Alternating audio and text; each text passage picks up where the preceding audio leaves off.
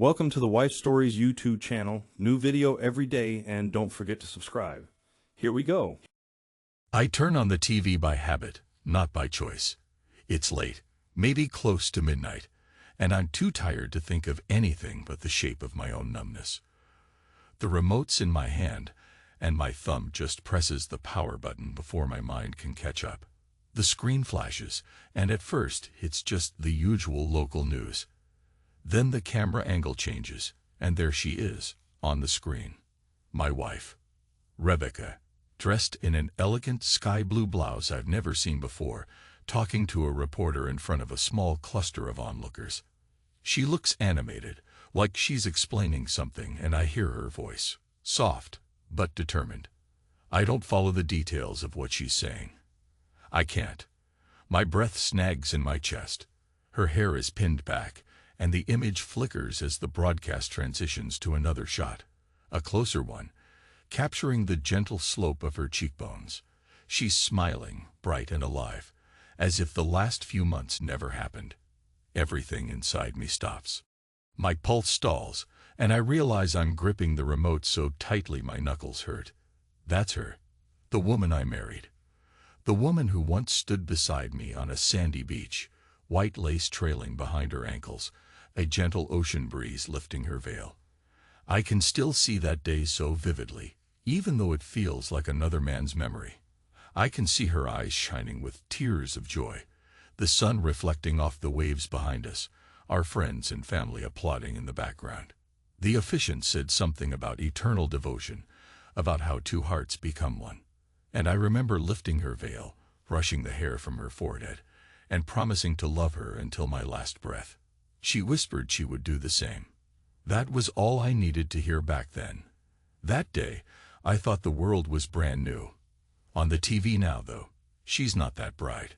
She's a professional, well-poised, answering questions about a marketing campaign or maybe an interior design concept. The news crawl is talking about a charity event in Chicago. Her manner is polished, her voice calm. There's no trace of the anxious or apologetic Rebecca who used to pace around our bedroom every time something was wrong. Whatever life she's living there, on camera, it seems so far from what we shared. I watched the segment for maybe half a minute before I realize I'm barely breathing. My ribs ache with the tension. Finally, she says her last line, smiles at the reporter, and the news moves on. Some chatter about traffic updates, a new building going up downtown, something about a local sports team. I don't hear any of it. I'm staring at the remote again, my mouth dry. There's a photograph on the TV stand. It's our wedding picture. Me in a dark suit, her in that simple lace gown. I remember the day I asked her to marry me, how I trembled with excitement. But these memories feel like artifacts from a world that died. I can't believe how many years have passed since we promised each other everything. That flicker of memory, though, is replaced by the smell of betrayal, like a sour taste in my mouth. I see her face on the TV screen, and it's as if a bullet tears through the glass and lodges in my chest. My phone buzzes at that moment. It's been buzzing on and off, with well-meaning friends or clueless coworkers trying to check on me. Or maybe it's the same unknown numbers that keep calling. Lately, I can't bring myself to answer. The phone's ring is just a reminder of how quickly life turned on me. I set the remote down, turn off the TV, and stand in that dim living room, wondering how it got to this point. Before everything went wrong, I used to come home, take off my tie, and smile at the sound of Rebecca's voice calling from the kitchen or living room. She had this bright way of speaking, like she was always on the brink of laughter. We'd have dinner, talk about the day, mention trivial stuff about our jobs, about our older son's school achievements. And then we'd put the kids to bed, maybe watch a movie, maybe just fall asleep in each other's arms. That was the routine, so simple, so normal. But normal died the day I picked up the phone and heard a man's voice on the other end. It was a warm afternoon, and I was in my home office, finishing some paperwork. The phone rang. Her line, not mine. I remember frowning. Rebecca had left it on the kitchen counter. Absent-mindedly, I picked up. Without greeting, I heard a casual, male voice. "She's in the shower," he said, his tone half laughing, half out of breath. "Hang on. Wait a sec." Then a muffled sound. Then silence. Then he hung up. I stood there, phone pressed to my ear, listening to the beeping of a dead line. I didn't even shout. I couldn't. I just felt my heart slow down, as if trying not to break. My mind flicked to the time. Rebecca had said she was going to her friend's place, or a late shift at the office or something. I don't even recall the excuse she gave that day. But I knew, in that instant, that she wasn't in our shower. She wasn't at her desk in some building downtown. She was with him, in his shower, or maybe they just shared one. The primal image of her body pressed against another man's chest shot through me so violently that I had to set the phone down. I went outside, into the midday sun, feeling numb, climbed into the car. I turned the ignition, then just sat there, engine humming, not going anywhere. It was as if the world had lost meaning, like my limbs functioned, but my spirit was gone. I stayed there the rest of that day. I remember glimpsing movement behind our drawn bedroom curtains, the faint shift of Rebecca's silhouette. She must have come home at some point, realized I was out there. I saw the curtains fall back into place. She didn't come out to me. I didn't go in. That night pressed into the next morning, and the morning into the next day. I barely moved, except to adjust the seat. The hum of the engine was the only thing keeping me anchored. Maybe it was the only sign I was still alive. That steady mechanical vibration, the smell of gasoline, my own stale breath. I used to glance in the rearview mirror, half hoping to see her approach, half hoping she'd vanish forever. The reflection of the house behind me felt like a haunting. Windows I once looked through with so much hope, a front door I helped paint a cheerful shade of blue, the porch where we once sat with a glass of iced tea in the evenings, and behind the curtains, Rebecca's shadow drifted from room to room. She must have looked out once in a while, just enough to confirm I was still out there, or perhaps to ensure I wouldn't come charging in. I can't say what she felt, if anything. I just know she didn't come to me. She didn't bring a blanket, or an explanation, or an apology. Nothing. On the third day, I saw the envelope with the paternity test results lying on the passenger seat. I'd taken that test weeks before, suspicious that our younger son, barely 2 years old, didn't resemble me. The thought had gnawed at me after noticing the child's features were drifting further from mine. But I'd always told myself I was being paranoid. We were married, after all. There was no reason to suspect, except the small, persistent voice in my head that refused to be silenced. Some part of me had known for a while. The official letter inside spelled it out with clinical finality. The probability that I was the father was 0%. They might as well have used a hammer to carve it into my skull. I didn't cry. I didn't even blink. I set the paper down, turned the engine off, then turned it on again. That mechanical hum. In the mirror, I saw the edge of my jaw, the lines in my face that had deepened from stress and time. For a moment, I wondered if I was on the verge of losing my mind, seeing ghosts behind me where my life used to be. But no, I was simply there, in that car, with a piece of paper telling me my marriage was a lie, or had become one at some point. Eventually, Rebecca did come out. She approached tentatively, like approaching a stray dog. Maybe she feared I'd lash out, or maybe she was worried about the neighbors talking. She walked up to the passenger side, tapped gently on the window. I lowered it just a crack.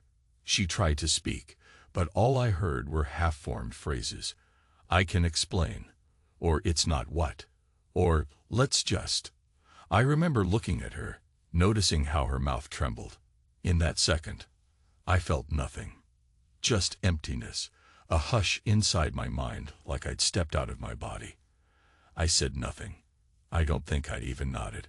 I just watched, like a detective studying a suspect, waiting to see if she'd betray more truth. She fidgeted, wrung her hands, looked at me with eyes that couldn't find a foothold in my face. Eventually, her words dried up. She stepped back, blinking rapidly, and I gave her this small bitter smile, more a twitch of my lips than anything. It was enough. She turned and walked back inside. After that day, I barely spoke to her. I spent nights drifting between a spare couch at a friend's place and my car. She stayed in the house with our older son and the younger child, who, I now knew, wasn't mine. Yet I couldn't bring myself to yell or fight, or even demand answers. I was like a man in a strange daze, watching events pass as if behind glass. All that followed, her frantic attempts to fix things, my mother calling me on the phone, my older brother telling me to talk to a lawyer. I kept them at arm's length. The only sound that sometimes pulled me back was Rebecca's muffled sobbing in the bedroom, or the repeated vibrations of my phone as various people tried to check on me. One day, I found myself in the living room, rummaging through a drawer, searching for something. I don't remember what. A passport, maybe, or an old watch. I stumbled across our wedding album. The photos spilled out. Her white gown, my dark suit, the beach, the guests, her arms around my neck, eyes alight with that youthful joy. My chest seized up.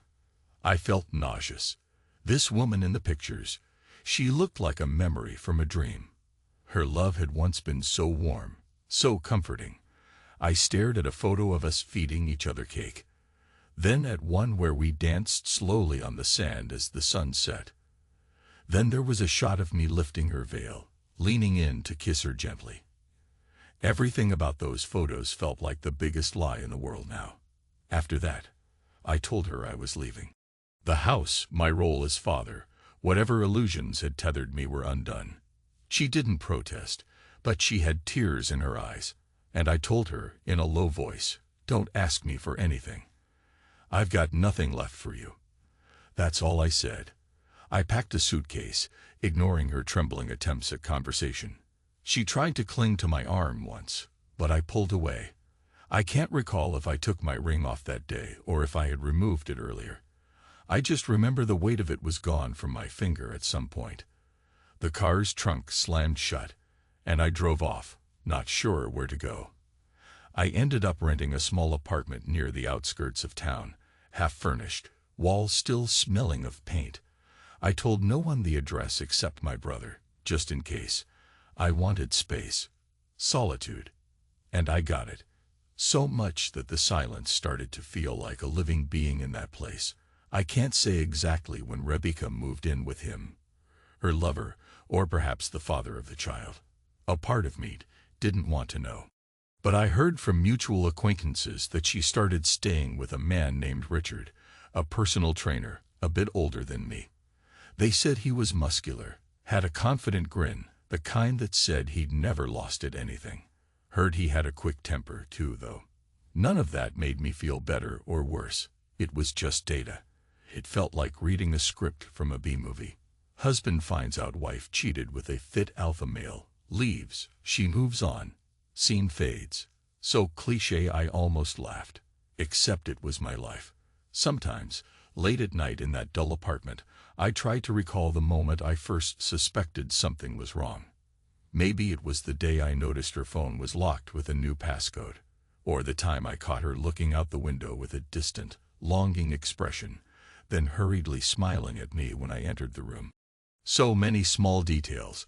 New lingerie she wore but refused to let me see up close. An extra hour at the gym that never made sense. Nights when she'd roll away from me in bed, claiming exhaustion. Each memory was like a cut along my nerves. I realized that I had been ignoring countless signs, because I loved her, because I believed she loved me.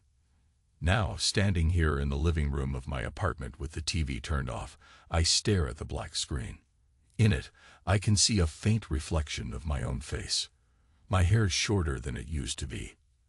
Ever since I left, I've been trimming it with cheap clippers. The lines around my eyes are deeper. I wonder how many hours of sleep I've missed. And for a moment, I see that partial reflection of myself. And behind it, the wedding photo still burned into my mind. The contradiction between who I was and who I am now is so stark, it feels like I'm looking at two different men. The hopeful groom and the hollow man. My phone buzzes again. This time, I pick it up, look at the caller ID. It's from a blocked number. I answer, half hoping maybe it's Rebecca with some new explanation or apology, half hoping it's not. There's silence, then a click. No voice. Then the line disconnects. I set the phone on the table. The tension is winding through my veins. I recall the day I confronted her face to face, after the paternity results, after days of silent war in that car. She had tried to say something like, "Dan, it's not how you think. It was once, I was lonely, you were distant, and Richard." She stopped. She swallowed. I watched her, emotionless. She had stammered, "I love you, but I'm not sure I ever." Another pause. I remember the ache in my ribs, that I realized I was holding my breath. Then she said, "He made me feel alive. You were so closed off.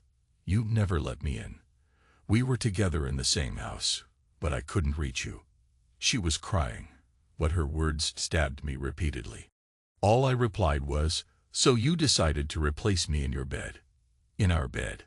She insisted it wasn't like that it just happened once, that she discovered later about the baby, but by then she was too scared to tell me. Her words collapsed into sobs. I told her to get out of my sight. The day after I left, she texted me long messages, claiming she wanted to work it out, that she wanted us to go to counseling. I read them all, didn't respond to any. She wrote that she'd made a terrible mistake. She wrote that she couldn't imagine life without me, that she still needed me. I felt something twist inside me each time I read her pleas, but I never typed back. A quiet voice in my head repeated, "It's over." Another voice argued, "But the older boy is still your son, and you loved her for so long." My chest hurt, and I found it hard to sleep, so I ignored everything, drifted through the days. Eventually, she stopped texting. I saw pictures on social media, her with Richard, or glimpses of them with the children, presumably trying to pretend everything was normal. One image stuck out. She was wearing a sweater of a shade of red I recognized from when we once shopped together. She had the younger child on her lap, older boy half in the frame, leaning away. I noticed how the older boy's expression looked forced, as if he was trying to smile but didn't quite manage. That photo gutted me in a quiet way I can't even describe.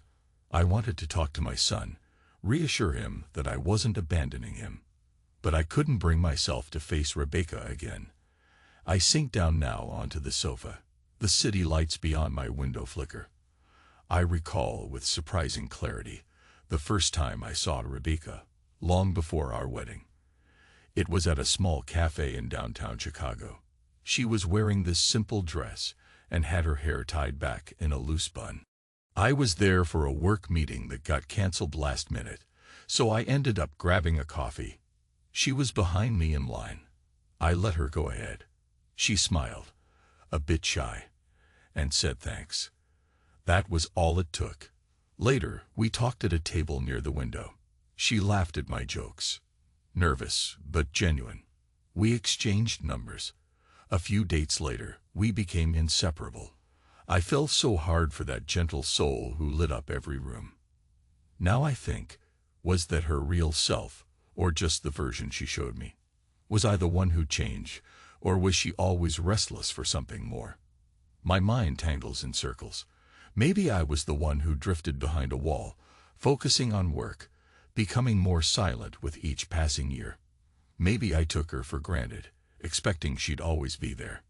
She claimed I never really opened up to her. Did I expect her to read my mind? We used to make love with such passion, whisper about the future, plan vacations we never took. I realize I'm shaking my head. Because no matter how I try to shift the blame, the fact remains, she betrayed me with another man. That single line from him on the phone, "She's in the shower," echoes in my brain, as raw now as it was then. The words erotic subtext barely cover the images that invaded my mind that day. The shame, the anger, the sense of my wife's body crossing a line that can't be uncrossed. I replayed how she'd look stepping into a shower, water cascading down her shoulders, that private, intimate moment no one else was supposed to see. But someone else did. Someone else touched her, held her, saw her as I used to. That mental picture is a knife that keeps stabbing the same place in my chest. I close my eyes. In the darkness, I see the swirl of water on white tiles. I hear her muffled moan, the weight of someone else's hand around her waist. My breathing shudders, and I open my eyes quickly to escape the image. It doesn't matter now. It happened. She chose it. Or maybe it just happened, like she said, but the end result is the same. It's done. I stand up from the sofa and move to the kitchen. The overhead light hums. I open the fridge, see a few leftover takeout containers, some beer. I'm not hungry. Sometimes I catch myself wishing for a moment of real rage. I wonder why I don't scream, break plates, do something loud and destructive. Instead, I feel drained of color, like I'm living in a gray haze. Maybe that's my form of mourning. Or maybe, as Rebecca once said, I'm the kind of man who bottles it all up until I vanish behind my own eyes. Weeks pass like that. Me, silent, going to work mechanically, returning to this apartment where the hush wraps around me like a cold blanket. Occasionally, Rebecca tries to call about practical matters. Papers to sign, bank accounts to separate, details about our older son. I respond in as few words as possible. She always sounds tense, like she's bracing for me to lash out. But I never do.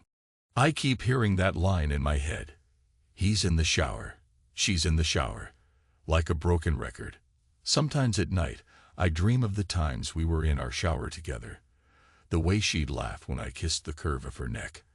How she'd tilt her head back, eyes closed, water streaming over us both. It's enough to make me bolt awake, drenched in sweat, a grimace on my face. The finality of her betrayal feels unstoppable, like a train that already left the station. My brother keeps telling me to get a lawyer, fight for custody of the older boy, finalize a divorce. She can't keep both kids, not when one is yours, he says, voice hot with indignation. Don't let her play you like a fool. But something in me is reluctant. Maybe I'm paralyzed by heartbreak. Maybe I'm afraid if we go to court, we'll tear our older child's life to pieces. That boy has already been through enough. He's old enough to sense the tension, old enough to see the shift in our household dynamic, but not old enough to fully understand. Once in a while, he calls me. My brother must have slipped him my new number. He says, "Dad, are you coming home?" And my chest constricts. I can hear him forcing back tears. I always say, "I'm not sure, buddy. But I love you, okay?" Then there's a silence, and he says, "Okay," his voice so small it breaks me. I meet him sometimes, take him to a park, share a meal, ask about school. He tries to act normal, but I can see how he longs for me to promise we'll all be back together soon. I can't promise that. Instead, I watch him finish his burger, buy him ice cream, then drop him off at the house Rebecca and I used to share. She meets us at the door, stands there with eyes that look both guilty and hopeful. Richard's car sits in the driveway, a flashy black SUV. I wait until the boy is inside before driving away. It's the longest, most suffocating drive each time. One evening, after a particularly rough day at work, I come home to find an envelope slipped under my apartment door. It's from Rebecca's attorney. Official language about property, about child support for our older son, disclaimers about how the younger child is not legally mine. They want an amicable settlement. My head pounds as I read the lines. I realize they're pushing me to define my stance, to finalize the legal steps. My heart is somewhere in my stomach. I toss the envelope onto the kitchen counter, open the fridge, take out a beer, and slump into a chair, flipping the letter back and forth like it's worthless. So this is how it ends, with legal jargon and dotted lines. I start thinking about what to do next. Every man I know says I should punish her, ruin her financially, do everything to make her regret her choice. Some part of me itches for payback, for a real taste of vengeance. Another part just wants to bury it all. I can't even decide which side is stronger. My phone chimes. A text from my brother. Have you heard? She's apparently living with that guy. Don't take this lying down. My brother means well, but I can't muster the energy for a war. Eventually, though, the weariness morphs into something else. A slow burn that starts in my gut and flickers up my spine. I begin to think, why should she get to move on so cleanly, while I'm stuck here, drowning in old memories? Shouldn't I at least confront the situation head-on? Demand the respect I was denied? That night, I drift into a restless sleep, haunted by the memory of our wedding. The waves lapping at the shore, my heart so full I thought it would burst. Rebecca's laughter, the taste of the sweet frosting we fed each other. Then I jolt awake to the memory of her in that shower, with someone else's hands on her. The contrast is so stark, it almost splits my head in two. I realize my hands are clenched into fists. The next day, I find myself driving by that house, the house that used to be ours, the one I still partially own. I park across the street. It's early evening. Lights glow in the windows. I see silhouettes inside. I see the older boy pass by one window, probably heading to the kitchen. Then I see a taller shape, Richard, presumably, follow behind. Rebecca's silhouette is near the dining table. It's domestic, almost cozy. The same kind of domestic scene she and I used to share. Something inside me snaps. I step out of the car, cross the street, and approach the door. My heart thunders, but my mind feels oddly calm, like I'm operating on autopilot. I knock. A second passes. I knock again. Finally, the door opens. Rebecca stands there, eyes wide, her hair loose around her shoulders. She's wearing a casual shirt and jeans. For a moment, we just stare at each other. Then her eyes flick behind me, as if checking if I came alone. I can sense her fear, or maybe her guilt. I say in a steady tone, "We need to talk. Now." She hesitates, looks back inside. Then she steps onto the porch, closes the door behind her. We stand there, the porch light illuminating the swirl of dust motes in the air. She crosses her arms over her chest, looks down at the wooden boards. My voice is low, quiet. "I'm not letting you off easy anymore. You understand?" She nods stiffly, tears brimming in her eyes. "Okay," she whispers. "What do you want me to say?" I exhale, trying to keep control. "We're going to finalize this situation. The house, the finances, everything." I pause. "But first, I need you to tell me why." She opens her mouth to speak, but I hold up a hand. "Not the half-truth you tried before. I want the real reason you did this." She looks at me, tears sliding down her cheeks. "I don't know," she says, voice cracking. "I was lonely. You were so far away, always in your head, working, never there. I felt like you." She breaks off with a sob. I wait. It's my detective stance. Then she whites her face. "Richard was just. He was there. He paid attention to me. He made me feel wanted. And she can't continue. Her shoulders shake. She looks smaller than I remember, so different from the woman who used to fill the room with laughter. I stare, unblinking. My voice sounds like it's coming from someone else's throat. "And that gave you the right to spit on our vows, to do it in such a humiliating way that I'd hear it straight from him, like a punch to the gut." She flinches. "I never meant for you to find out that way," she whispers. I half laugh, a bitter sound. "You never meant for me to find out at all, did you?" She doesn't answer. She just sobs softly, biting her lip. And then something feral in me surfaces. "I should burn this place to the ground," I say, voice trembling with suppressed rage. "I should tear you both apart." She shakes her head. "Please, Dan, don't say that. I'm sorry. I know sorry doesn't fix anything. I was a coward. I lied to you. I'm just so ashamed." Her tears flow freely. "I loved you. I still do. But I know it's..."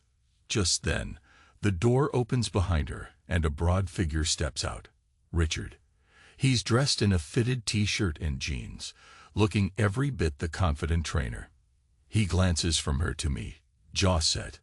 "Everything okay out here?" he asks, his voice dripping with a forced calm. I see the tension in his posture. I don't answer him. I keep my eyes on Rebecca. Then I say, "We're done talking." I step back, turning away, walking down the porch steps. My heart's pounding, adrenaline surging through my veins. Richard takes a step forward, like he might follow me, but Rebecca places a hand on his arm. I hear her say, "Don't," in a small voice. I can feel their eyes on my back as I cross the street, get into my car. I'm trembling all over, a swirl of fury and heartbreak. For a moment, I consider slamming the car into that shiny SUV of his, just to see him panic. But I won't. Instead, I drive away. Over the following week, I meet with a lawyer. We discuss the property division, the custody of my older son, the disclaimers about the younger boy. My lawyer is a stoic woman who lays out the facts.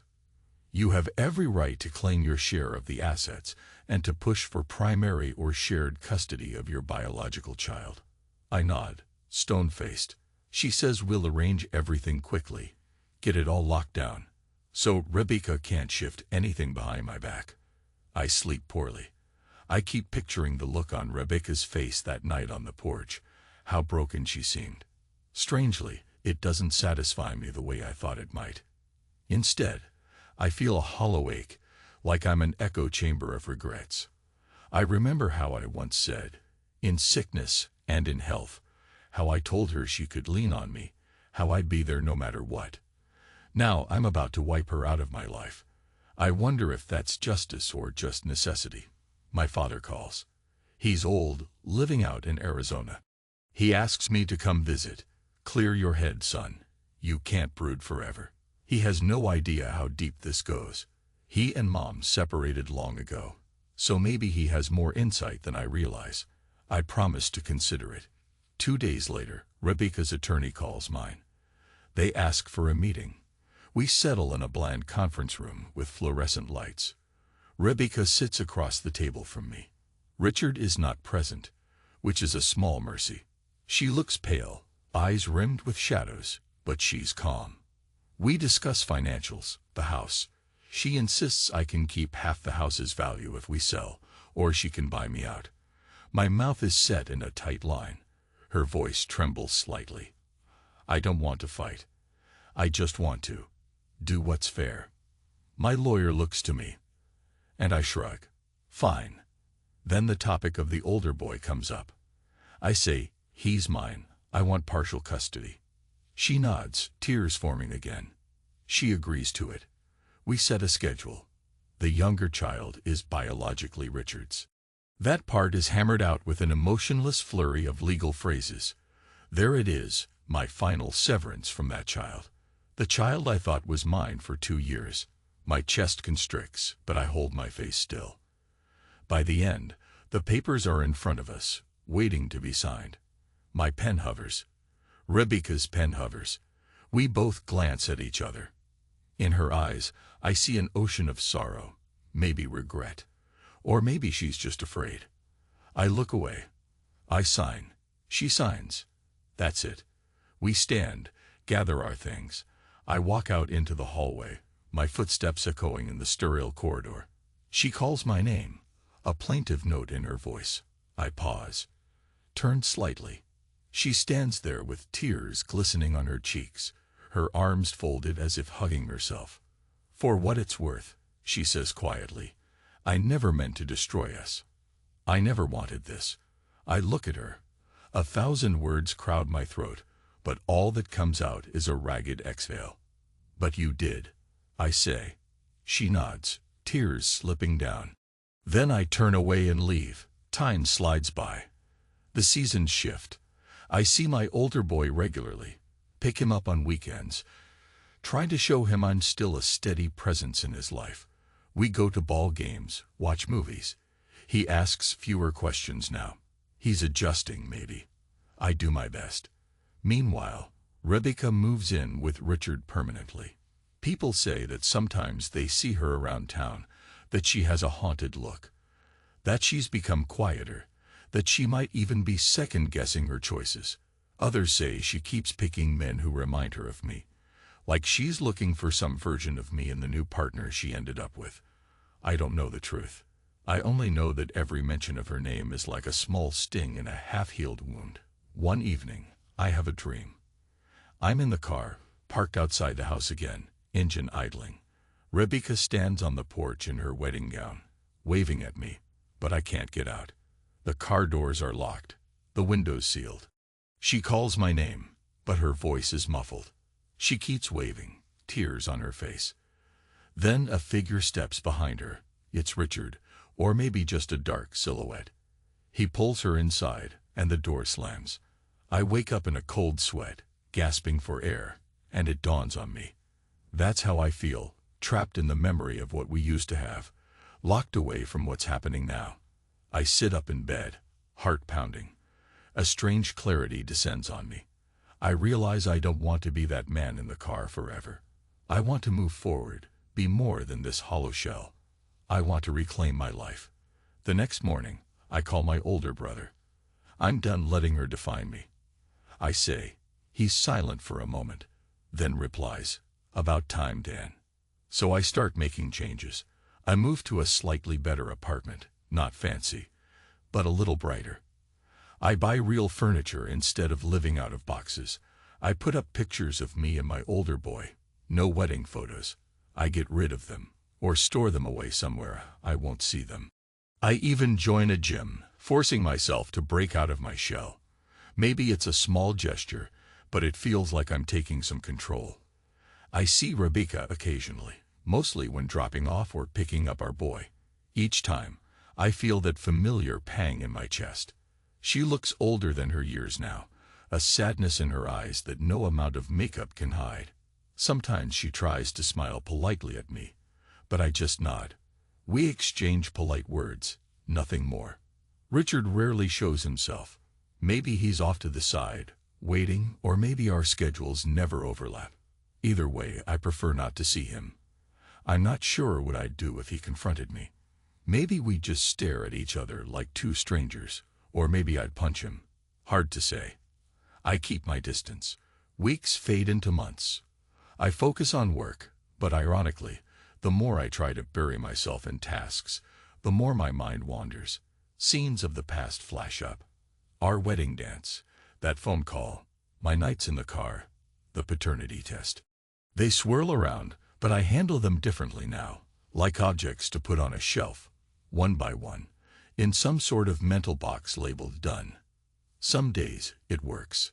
Others it doesn't. Then one day, I get a letter in the mail. It's from the paternity test service, ironically. They're sending a follow-up survey or something equally meaningless. I hold that envelope, and a wave of old bitterness surges. I toss it in the trash unopened. Enough, I think. Enough living in that mirror of regrets. Yet that evening, I find myself in front of the bathroom mirror, staring. I see a man who's changed. My face is leaner, my eyes hold a darkness that wasn't there before. But there's also a flicker of something like determination. I recall the vow I once made. I'll never let you down. I told her on our wedding day. I guess I broke that vow in my own way. By not seeing her drifting away. By not pulling her close when she needed it. And she broke her vows by finding comfort in another man's arms. We both destroyed what we had. I realize I can't rewrite the past, but I can choose how I live now. The man in the mirror can choose not to let bitterness define him. Slowly, I exhale. I speak to my reflection in a low voice. I'm still here. That's when my phone buzzes. I glance at it. It's Rebecca.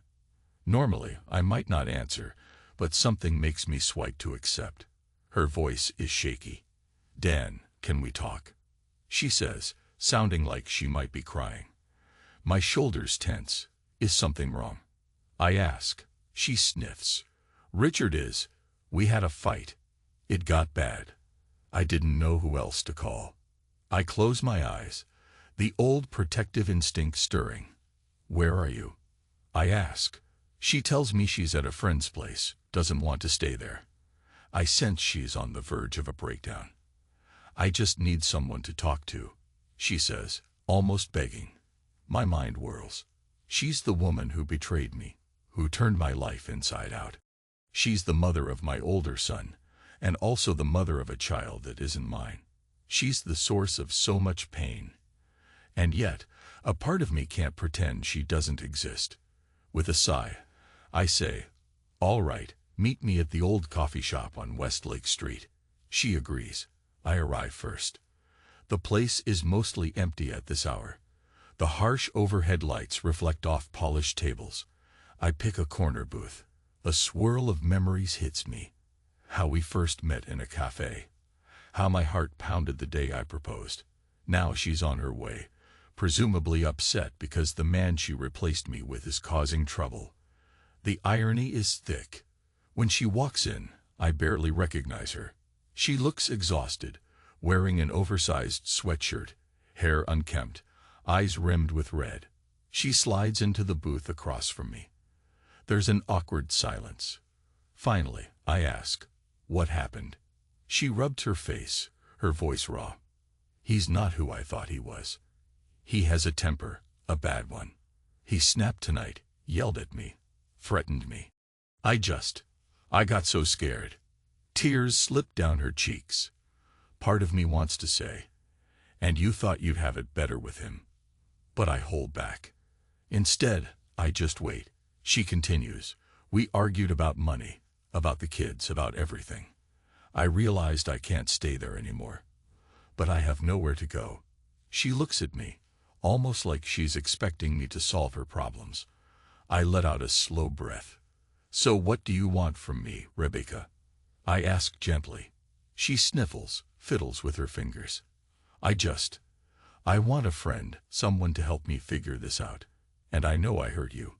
I know I ruined us. But please, Dan, I'm desperate." My chest tightens. I search her face. Is this real remorse, or is she simply looking for a new safety net?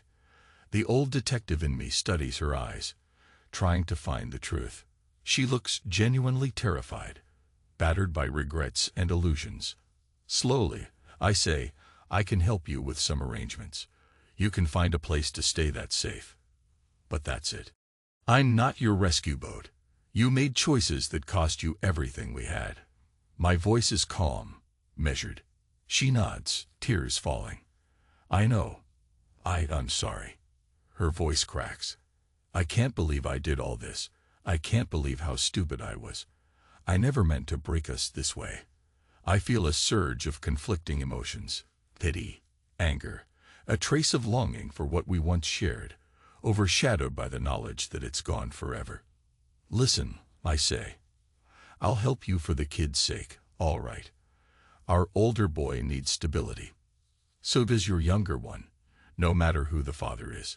But as for us, we're done. Understand?" She winces but nods. "Yes, I get it." Then she asks, "Are you at all happier now?" Her question catches me off guard. I take a moment, looking at the coffee cup the waitress set down. Steam rises in lazy tendrils. "I wouldn't say I'm happy," I answer quietly. "But I'm at peace, a little bit more each day. You took something from me that I don't know if I'll ever get back. But I've found a new balance. I'm learning to live with myself." She exhales shakily. "I hope you find real happiness someday," she says. "I'll always regret that I couldn't be what you needed." I just nod. Enough words have been said. I pay the bill. We stand to leave. I promise to reach out with information about a short-term rental or a friend who might lend her a couch. Then, awkwardly, we part ways. She glances back at me as she reaches the door, her eyes full of sorrow. I give her a slight nod. Then she's gone. Outside, the air is crisp, the sky dotted with cold city stars. I take a slow breath. Strangely, I don't feel weighed down by that encounter.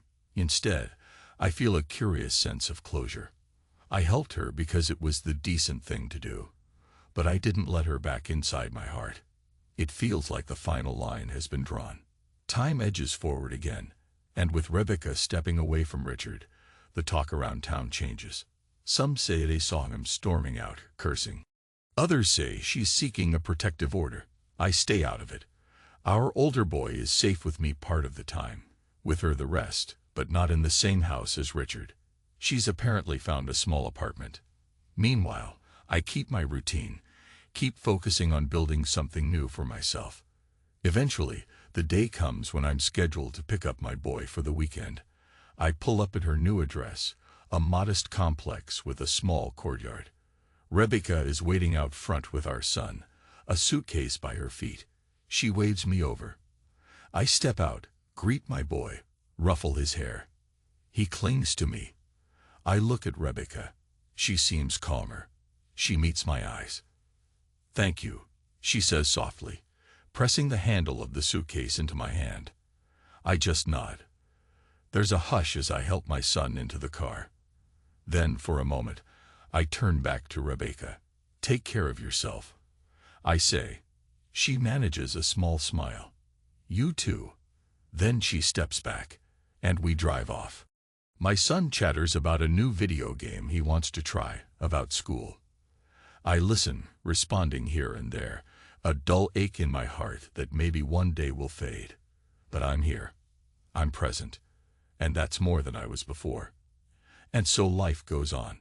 I discover that I don't hate her anymore. Not really. There's a scar in my heart, sure, but the raw fury has burned away. In its place is a solemn acceptance that what we had is over. Sometimes I see her face in my thoughts, remember that phone call, that shower, that hush in the car. But it's like a distant memory of someone else's life now. And maybe that's how I survive. I place it behind me, keep my hands on the steering wheel of the present, not letting the past steer me. I spend more time these days looking in mirrors. It's not vanity. It's me checking to see if I recognize the man looking back. I see lines of sorrow, shadows under the eyes, but also a steadiness. As if I've come through a storm battered, but still standing. That final sense of, I am here resonates. I remember how Rebecca once said I never let her in, that she felt lonely in my presence. I can't erase that, can't fix what's already broken. But I can learn from it. I can try to be more open with my son, with the people who matter. I can try not to vanish into my own head. It's been months since I last heard anything about Richard. Rumors say he left town, maybe went back to Texas, doesn't matter. I pass by the old house sometimes. A new family lives there, a young couple with a baby. The porch is repainted a different color. The yard has new flowers. It's as if the memories of me and Rebecca never existed there at all. Time swallows everything eventually. Today, I'm in the living room of my apartment. My older boy is over for the weekend, asleep in the spare room. I'm flipping through channels on TV, bored. Then I catch a local station doing a segment on some charity event in Chicago, featuring volunteers. Rebecca's face suddenly appears, just for a second. She's in the crowd, helping pass out supplies. The camera pans away quickly, and her image is gone. My heart stutters, but only slightly. It's just a brief cameo, not even worth a mention. I turn the TV off. In the muted reflection of the dark screen, I see myself and the silhouette of the living room behind me. I realize that for the first time in a long while, I feel okay. Maybe not perfect, but okay. Because I'm not at her doorstep, begging for scraps of her attention.